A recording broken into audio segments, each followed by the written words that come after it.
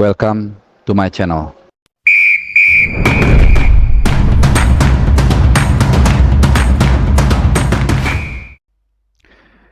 Halo, salam sehat teman-teman semua. Masih di channel Bung Harpa dan tentunya masih terus mengabarkan, mengupdate perkembangan seputar tim nasional Indonesia. Ya, di edisi kali ini langsung aja gua akan bahas dua topik ya yang cukup hangat dalam 24 jam terakhir.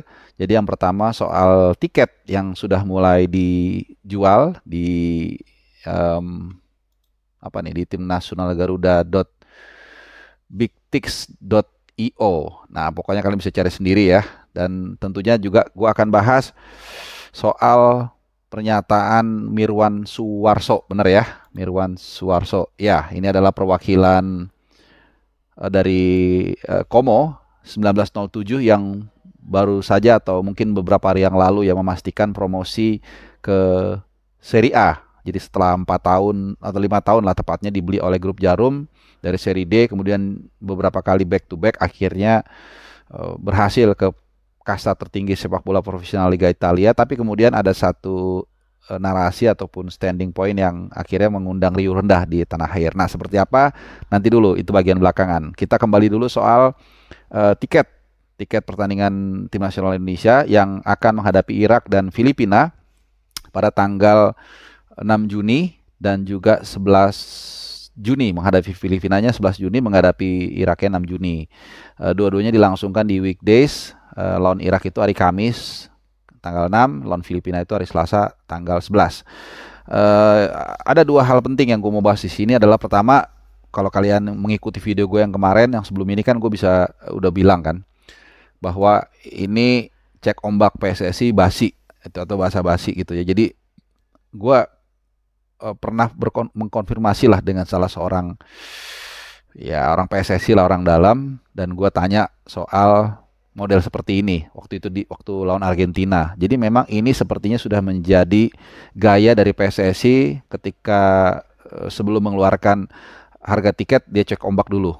Ya, dikeluarkan informasi itu di masyarakat, kemudian dia akan lihat responnya. Dan memang kemarin di awal sempat 500 ribuan paling murah, tapi kemudian orang berteriak diturunkan. Tapi diturunkan pun jadi seolah-olah kayak itu sepertinya turun gitu loh. Padahal sebenarnya kalau kita bandingkan dengan tiket lawan Vietnam, ini sudah naik 2 kali lipat lebih.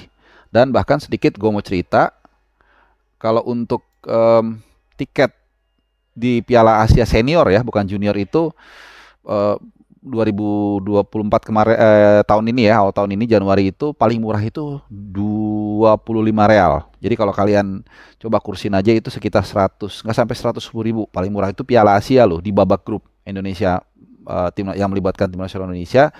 Jadi ya memang ini agak susah ya. Di sisi lain kalau kita lihat secara komparasi memang cukup mahal, tapi di sisi lain juga ini mungkin bagian dari kita juga untuk berkontribusi ke tim nasional Indonesia yang tentunya ya berjuang di beberapa pelagan ya. Jadi mungkin gue tidak mau terlalu mengambil side hitam atau putih, bukannya kenapa-kenapa, tapi gue lebih mikir bagaimana solusinya. Misalnya contoh, ada semacam quote subsidi sulang ya, subsidi silang.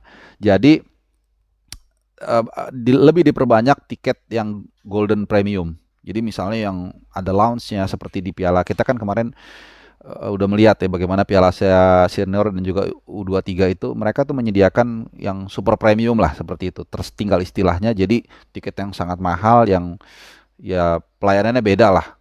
Penyambutan tamunya, kemudian ada lounge-nya, ada televisinya, ada makanannya segala macam. Jadi dari sini nilai tambahnya lebih banyak, sehingga ini nanti bisa mensubsidi tiket untuk kalangan katakanlah untuk kalangan rakyat jelata itu bisa lebih ditekan sedikit lagi lah. Mungkin ini solusi ya. Jadi karena gue lihat ya, setahu gue ya, PSSI tidak terlalu memperhatikan area tiket premium ini. Jadi ada tapi mungkin nggak terlalu banyak. Jadi mungkin bisa diperbanyak sehingga pendukung timnas yang katakanlah dari kalangan selebritis atau pengusaha besar atau yang kantongnya tebal ini bisa quote by quote menyumbang dengan mendapatkan servis lebih. Jadi dari sini nanti PSSI nggak perlu terlalu harus menaikkan tiket untuk kalangan yang paling bawah terlalu banyak, karena kan juga ini simbiosis mutualisme ya. Kalau tiketnya itu relatif terjangkau oleh kalangan orang banyak, tentu secara kuantiti ini akan meningkatkan pemasukan juga ya, dan kemudian juga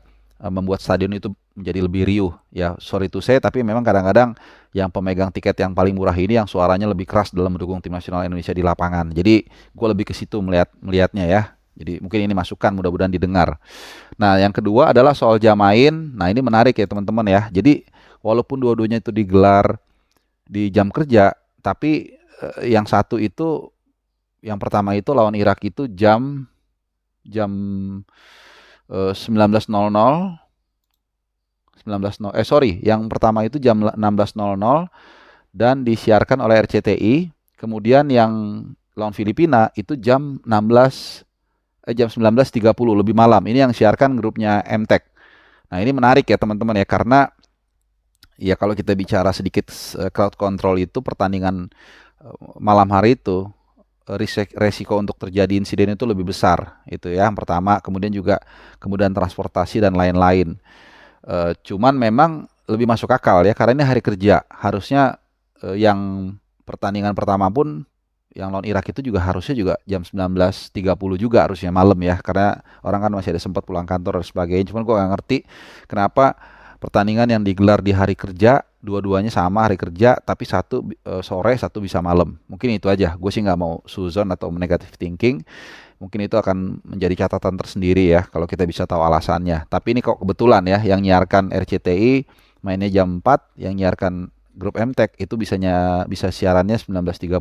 Tentunya kalau kita bicara exposure, yang malam ini akan lebih banyak mendapatkan atensi ya, karena orang yang gue bilang tadi sudah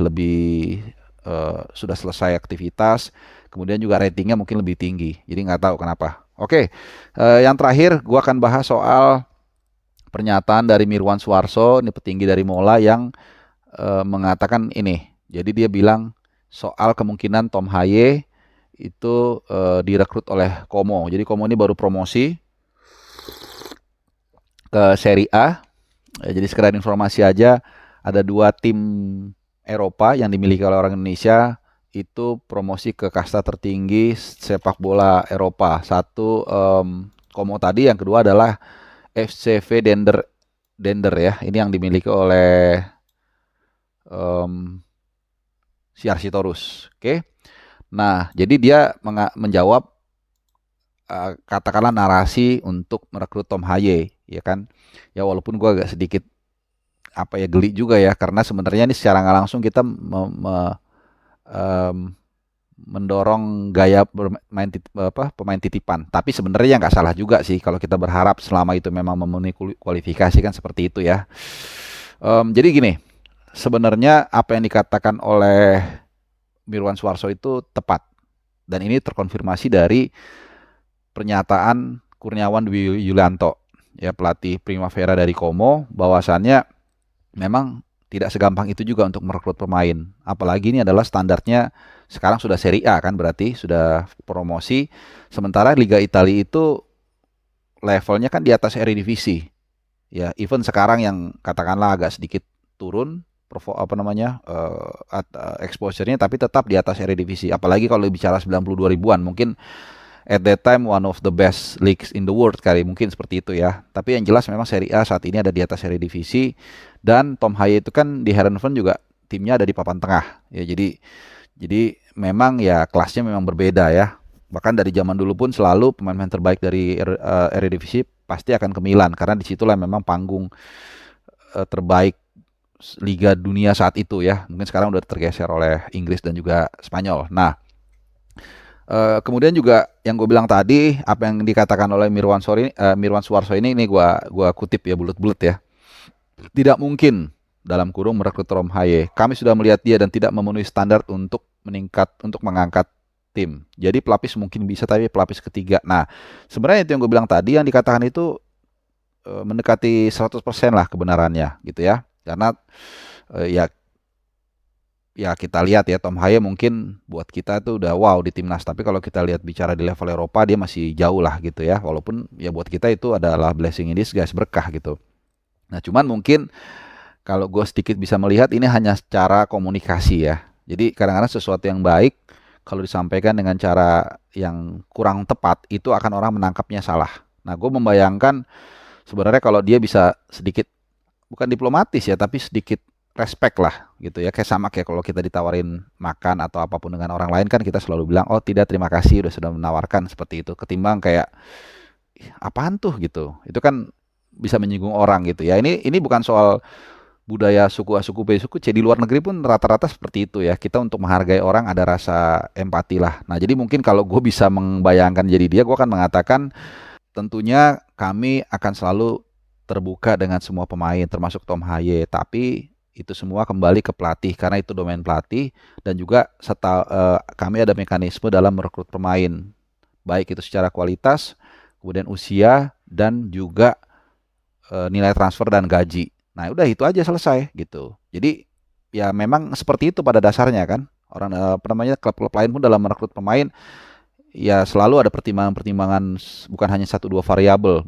Bisa aja pemain itu bagus, tapi kalau duitnya nggak tersedia buat apa? Atau sebaliknya, ya mungkin duitnya tersedia tapi pemainnya tidak sesuai dengan kualitas, ya nggak bisa juga kita beli gitu. Dan setahu gua di persaingan seperti yang sayang gua nggak bisa menyertakan pernyataan dari Kurniawan ya, tapi kira-kira dia mau mengatakan persaingan untuk menjadi pemain utama di Como itu tidak mudah. Even di Serie B sekalipun ya, waktu mereka belum promosi, itu begitu banyak para pemain di level youth itu yang bersaing bahkan dari umur 8 tahun. Mereka berjuang habis-habisan, kemudian menunggu sampai 8 tahun, 10 tahun, dan akhirnya dapat kesempatan itu. Belum lagi kalau kita bicara soal regulasi. Artinya pasti akan diutamakan lokal boy. Istilahnya kalau kita akamsi, itu pasti diutamakan. Jadi orang asli di Como situ.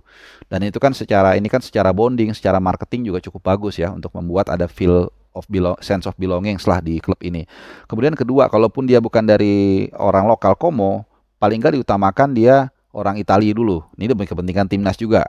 Nah, setelah itu baru bicara European Union, baru nanti non-European Union. Jadi ada banyak barrier atau katakanlah tantangan yang harus dihadapi untuk pemain yang non-European Union atau pemain Indonesia lah untuk bisa main di Como.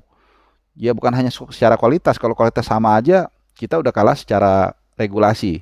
Mereka diuntungkan karena home ground lah istilahnya ya kalau di Inggris. Nah, jadi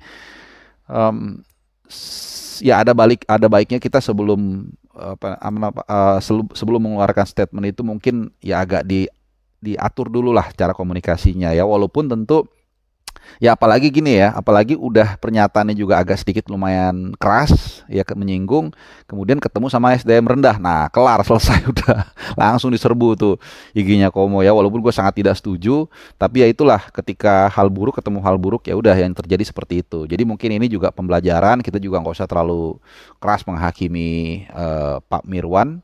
Ya siapa tahu ini ke depannya ini bisa menjadi pelajaran sehingga kita berkomunikasi dengan baik. Jadi mereka berkomunikasi dengan baik, kita juga menjaga jari kita dengan baik. Ya itu kalau pendapat gua.